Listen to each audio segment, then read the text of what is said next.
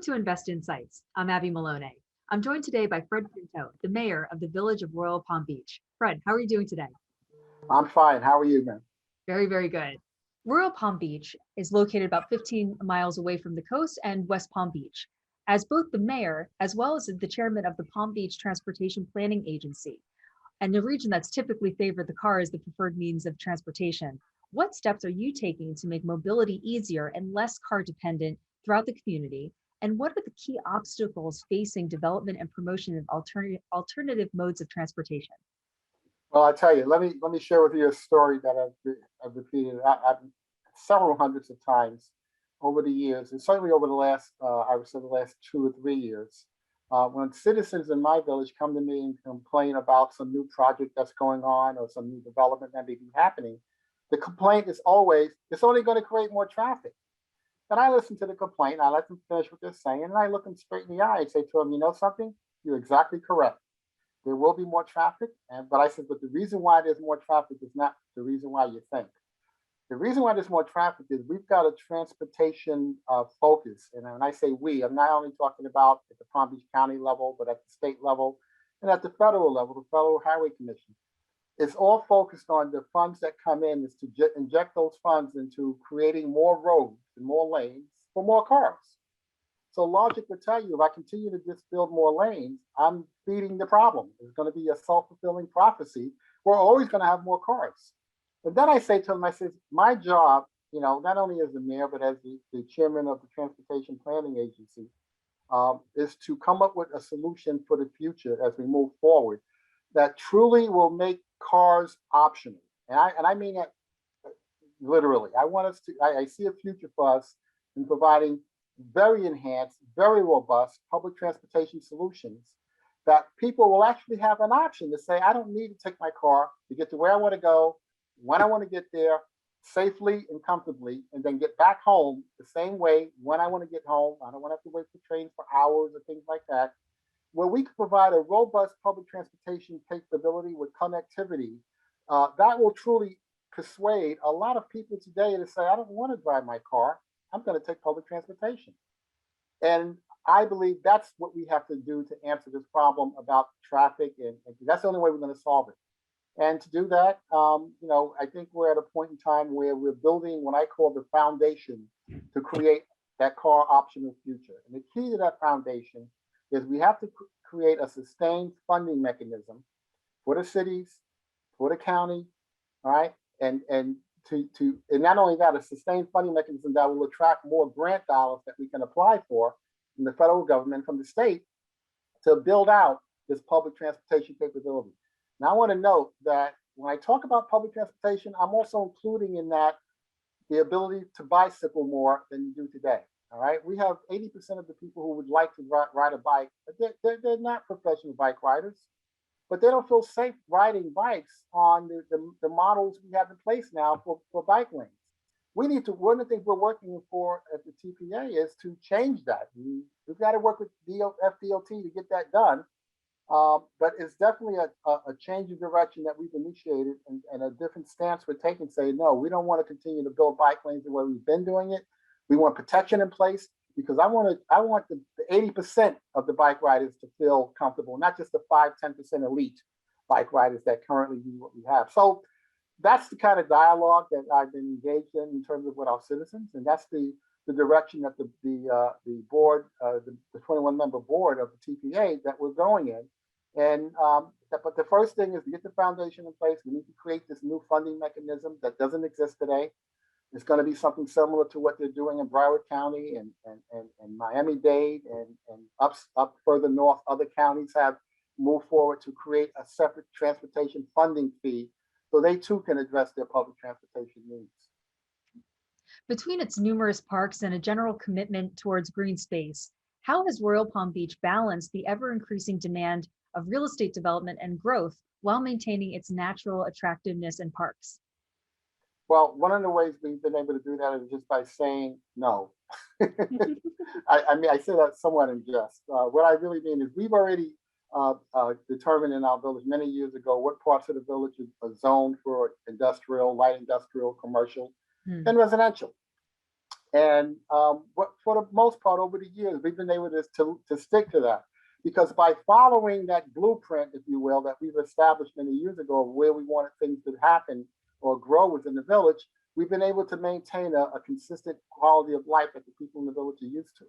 We are very park centric in the village. We have more parks per capita than any other city in Palm Beach County.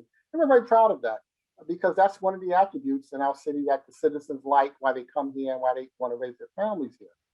Of recent though, something I would say we got to a discussion about what's different now, what's the new norm going to be going post COVID. One of the things we're seeing is across the country, real estate developments for commercial and retail are persona non grata. There's no market there for that right now. I mean, on the commercial side, we're going to see a transformation where a lot of companies who had a pretty large footprint for office space want to reduce that footprint because they're going to continue to have many of their employees work from home. An interesting statistic, I've been tracking all of the reports on what's been going on in the economy in businesses across the country. And an interesting statistic that keeps popping up is that many businesses have found having some of their employees who can work at home, have been more productive than when they were working in the office. Now, at the end of the day, business is about productivity. And if you're getting greater productivity, why would you change that formula? So many businesses are telling their people now, you know what, you've been working at home for the last 8 months, continue to work at home. There's a story I shared that I had with a young lady that recently located to the village. And she tells me that she used to work just about a few miles south of Seattle for a major company up there. And she was telling me that she was paying $3,600 a month for a place to live, plus $400 for a place to park her car, plus $4,000 a month she's paying. She said that when her employer told her that she no longer had to come into the office, that she can continue to work from home, she said she asked the question, does that mean I can live anywhere I want in the country? And they said, yeah, you're working remotely. But she decided to come down to South Florida and visit this little town called, Royal Palm Beach. And now she says when she got here, she got a place to live in a very nice luxury apartment, $1,600 a month, including parking. But here's the part of the story that I really like. She says, and I feel like I got a raise. And I said, well, why do you feel like you got a raise? She says, because Florida doesn't have a state tax, an income tax where she was. So that story in itself has been repeating itself thousands of different times. Not just not just in the village of Royal Palm Beach, but in South Florida in general. So it's really changing the landscape. But one of the things that's demonstrated and that's happened is there's enormous pressure in the marketplace for people looking for places to live. They're looking to buy homes. They're looking for luxury rentals. And the market, it's just not there. Many people may not realize this, but when we came out of the downturn about 3 or 4 years ago, one of the things that we realized was the housing market supply was below the norm. The norm is about 6-month inventory. It's been hovering around 4.5 months. It has never gotten beyond 4.5 months. So when you add that now, more than 50% of the people in the South Florida market looking for a place to live now are from out of town. They're moving down here in droves. So what has that done? The people who are in the business who build either real estate, commercial, office buildings, they're in trouble because that market is just contracting, it's not expanding. So no one wants to build new office space now when the market is contracting. The same thing is true of retail. It's having the same ripple effect in the retail level in terms of retail space being available, and that's contracting in that marketplace. But what they really want to build is places for people to live, townhomes, luxury rentals, single-family homes. So virtually almost every week, we've had developers coming to the village, and they would start a dialogue by saying, "Look, we're looking at this plot of land that you have in the village, and not that we own it; it was a private ownership, but they know that in order for them to do anything, they have to convince the village elected officials to change the zoning from industrial to residential." And we've been very nice. We would listen to them. They give us an illustrative, but at the end of the day, we're kind of telling them we don't really think that'll be in the best interest of the citizens who live here now. And we really don't think that will maintain the quality of life that our citizens have continued to enjoy. But we've kind of had to nicely kind of say, we don't think that's something that we want to do, that rezoning in that particular case. But that is what's going on in the marketplace, and it's something that we have to address kind of on a week by week basis. But that's what we've been doing. And now that we find ourselves in this new landscape, what's next for the Village of Royal Palm Beach? Well, one of the things I've been talking to our manager about is we need to kind of. I'm the person who always like to kind of look down the road in the future and figure out what do we need to do now to be positioned, as we go down the road in the next 5 to 10 years. One of the things I've been concerned about is the value proposition for the Village of Royal Palm Beach. We are in a very good position. We weathered the downturn in terms of a lot of cities lost revenues. We lost the revenues, but we took early actions to offset costs. All right, so that we wound up really balancing it out, and we did very well getting through the pandemic, and in terms of where we are from a fiscal standpoint. We're a village. We don't have any debt. We made some strategic decisions several years ago to retire debt when we had that opportunity. And we haven't raised our millage rate, I'm going to say over 20 years now. We haven't raised our millage. So that's been the theme of our village. And that's what we call the value proposition that residents like about coming to live in the Village of Royal Palm Beach. One of the part of the value proposition for many years was if you were a new, a young family, first-time home buyers, you could find a place in the village that you can afford, that was affordable for you to buy. I don't know if that's still true because the cost of house, the prices on homes have gone crazy through the roof.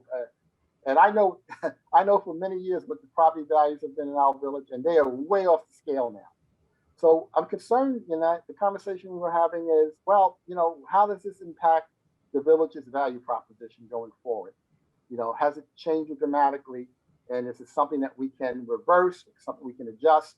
And we're trying to figure out how to do that. Now I've got some ideas don't want to go public with now, but there are some things we're thinking about that we could do to try to offset this imbalance that we've experienced in terms of what our value proposition is going forward. And that's something that we are looking at that in a conscious way to figure out what levers there are that we could pull or things that we can do. Well, thank you again. That's Fred Pinto, the mayor of the Village of Royal Palm Beach. My name is Abby Maloney, and you've been watching Invest Insights. Thank you again, Fred. Thank you. Appreciate it. Thank you. Hey, everyone. Don't forget to like this video and subscribe to our channel so that you can stay up to date on the latest business trends from our knowledgeable experts. Be sure to check out the description below for more information on the segment you just watched. Thanks for tuning in.